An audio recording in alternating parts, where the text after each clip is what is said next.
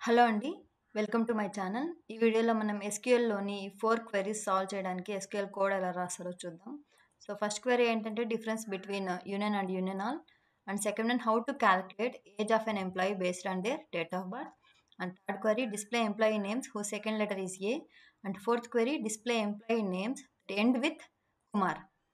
So, ఈ topics గురించి explain చేయడానికి నేను ఇక్కడైతే ఆల్రెడీ 2 టేబుల్స్‌ని క్రియేట్ చేస్తున్నాను. ఒకటి ఎంప్లాయీస్ అండ్ ఒకటొచ్చేసి ఎంప్లాయీ డీటెయిల్స్.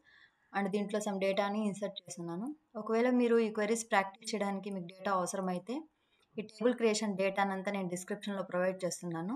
ఈ డేటాని కాపీ చేసుకొని మీరు కూడా ఈ క్వెరీస్‌ని ప్రాక్టీస్ చేయండి. So, first what is union?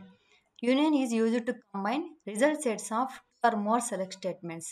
It will automatically remove duplicates. And the union all is also used to combine two or more select statements, but it does not remove duplicates.